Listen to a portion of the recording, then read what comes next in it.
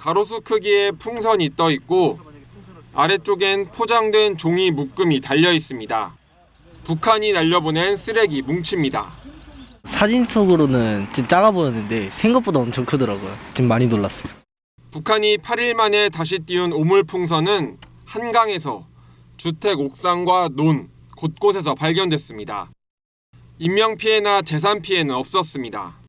합동참모본부는 북한이 330여 개의 오물풍선을 띄운 것으로 확인됐고 이 중 80여 개가 우리 지역에 떨어졌다고 밝혔습니다. 북한 지역으로 간 것도 있어 효율이 좋지 않다고 본다고 평가하기도 했습니다. 앞선 풍선 부양 때는 전국에서 신고가 잇따랐지만 이번에는 수도권 일대에 집중됐습니다. 충청도와 경상도 이남 지역에서는 풍선이 확인되지 않았는데 합참은 서풍 계열의 바람 때문이라고 설명했습니다.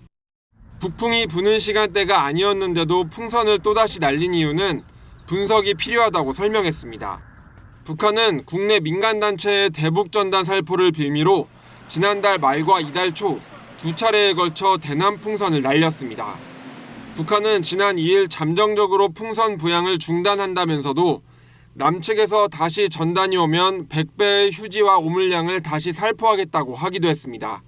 이 때문에 지난 6일과 7일 국내 민간단체가 대북전단을 추가로 보낸 것에 대한 맞불 성격 아니냐는 관측도 나옵니다. KBS 뉴스 방준원입니다.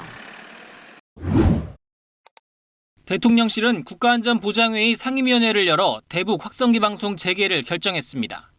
정부는 국민 불안과 사회 혼란을 야기하려는 어떤 시도도 용납할 수 없다며 앞으로도 긴장 고조의 책임은 전적으로 북한에 있다고 강조했습니다. 북한 정권에게는 감내하기 힘들지라도 북한의 군과 주민들에게는 빛과 희망의 소식을 전해줄 것입니다. 최근 이른바 자유의 메아리 훈련을 통해 모든 준비를 마친 군은 어제 오후 즉각 확성기 방송을 실시했습니다. 탑차 모양의 차량에서 스피커가 솟아오르는 형태의 기동형 확성기를 운용하는 훈련 장면도 공개했습니다. 철거 직전까지 운용한 대북 확성기는 고정형과 기동형을 합해 모두 40여 대인데 이번에는 고정형 확성기 일부를 2시간가량 가동한 거로 알려졌습니다. 방송 내용은 국군 심리전단의 대북 방송인 자유의 소리 라디오 방송으로 채웠습니다. 과거 방송에서는 뉴스와 일기예보, K-팝과 영어회화 등을 내보냈습니다. 군은 대북 확성기 방송 추가 실시 여부는 전적으로 북한의 행동에 달려있다고 강조했습니다. 신원식 국방부 장관은 전군 지휘관 회의를 열고 대북 방송을 빌미로 북한이 도발한다면 단호하게 응징할 것을 주문했습니다. KBS 뉴스 임종문입니다. 지난 4일 정부는 9.19 군사합의 효력을 전면 정지하고 대북 확성기 방송 재개를 준비했습니다. 이전에도 정부는 북한에 심각한 도발이 있을 때마다 대북 확성기 방송 카드를 꺼냈습니다. 2017년 6월 북한군 귀순자가 확성기 방송이 귀순 결심에 영향을 줬다고 밝혔을 정도로 강력한 심리전 수단으로 꼽히기 때문입니다.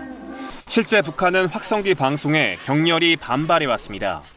2015년 8월 비무장지대에서 북한군이 설치한 목함 지뢰에 우리군 부사관 2명이 중상을 입자 당시 정부는 11년 만에 대북 확성기 방송을 재개했습니다. 그러자 북한은 열흘 만에 우리 확성기 쪽으로 여러 발의 포탄을 발사했고 전방 지역에 준전시 상태까지 선포했습니다. 전선지대 준전시 상태를 선포함에 대한 조선인민군 최고사령관 명령을 하달하셨습니다. 당시 일촉즉발의 위기에서 남북은 대화로 출구를 찾았습니다. 나흘간에 걸친 고위급 접촉 끝에 북한은 지뢰 도발에 유감을 표했고 우리도 확성기 방송을 중단했습니다. 하지만 이번엔 북한이 이미 남북을 적대적 두 국가로 선언한 상황에서 상황이 더 위험하게 전개될 수 있다는 우려가 나옵니다. 북한이 대남 대화기구를 대부분 다 폐지했기 때문에 갈등이 발생을 했을 때 남북한 간에 그걸 조정할 만한 그런 기구라든가 사람이 없는 상황입니다. 북한이 각종 도발로 위협 수위를 높일 가능성이 제기되는 가운데 남북 간 강대강 대치가 당분간 이어질 전망입니다. KBS 뉴스 유호윤입니다. 김정은 북한 국무위원장의 동생 김여정 노동당 부부장이 어젯밤 담화를 통해 삐라 즉 대북전단 살포와 확성기 방송 도발을 병행하면 의심할 바 없이 새로운 대응을 목격하게 될 것이라고 위협했습니다.